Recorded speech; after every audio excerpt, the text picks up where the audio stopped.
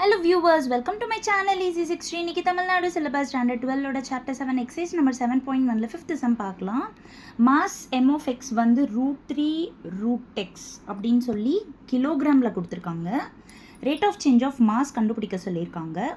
when x is equal to 3 x is equal to 27 meters அப்படின்னு சொல்லியிருக்காங்க. அதாவது mass வந்து kgல இருக்கு, x ஓட வேல்யூ வந்து மீட்டர்ஸ்ல இருக்கு.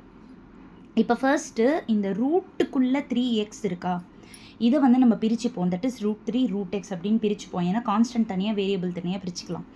அடுத்தது √x, அது டிஃப்ரெண்ட் ரூட்டையே வச்சுட்டு டிஃப்ரென்ஷியேட் பண்ண முடியாது அப்படின்றதுக்காக ரூட்டை வந்து பவருக்கு கன்வெர்ட் பண்ணிக்கோங்க. ரூட்டை பவரில் எழுதுகிறப்போ 1/2ன்னு எழுதுவோம்.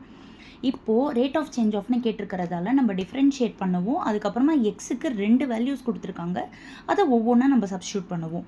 இப்போ எம்மை டிஃப்ரென்ஷியேட் பண்ணால் dm/dx is equal to √3 constant அப்படியே தான் இருக்க போது. இதுக்கு எக்ஸ் பவர் n மாதிரி இருக்குது, nx⁻n-1 ஃபார்முலா, சிம்பிள் ஃபார்முலா தான்.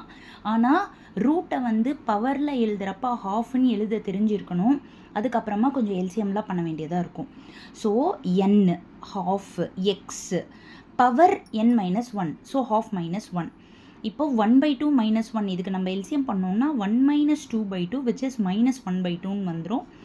அதுக்கப்புறமா இந்த 1/2வும் இந்த √3யும் மல்டிப்ளை ஆகிட்டு √3/2 ஆகிடும்.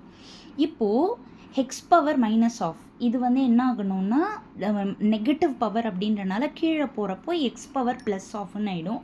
எக்ஸ் பவர் ½ √x தானே, அதை நம்ம மறுபடியும் டிஃப்ரென்ஷியேட் பண்ண முடிச்ச பிறகு ரூட்லேயே எழுதிக்கலாம். ஸோ √3/2 √x, பொறுமையாக தான் சொல்லியிருக்கேன், புரிஞ்சிருக்கும்னு நினைக்கிறேன்.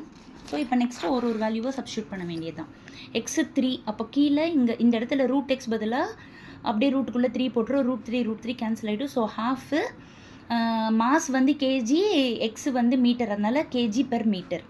அடுத்தது x is equal to 27, அப்போ அப்படியே அந்த எக்ஸுக்கு பதிலாக ரூட்டுக்குள்ளே 27 போட்டுடுறோம். இப்போ √27 எப்படி பிரிக்கலாம்னா √3 × 3 × 3, அப்போது 2 3 வந்து ஒரு 3யாக வெளியே வந்துடும், ஒரு 3 சிங்கிளாக இருக்கிறது ரூட்டுக்குள்ளேயே இருந்துடும். தட் இஸ் √27ஓட வேல்யூ வந்து 3 √3. இப்போ இல்லை √3 கேன்சல் ஆகிடும். ஸோ 1/2 × 3 வந்து 6 kg/மீட்டர். ஓகே ஸ்டூடெண்ட்ஸ், திரும்ப லாங் ஷார்ட்டில் ஃபுல் சம் காமிச்சிடுறேன், பார்த்துக்கோங்க. Thank you viewers.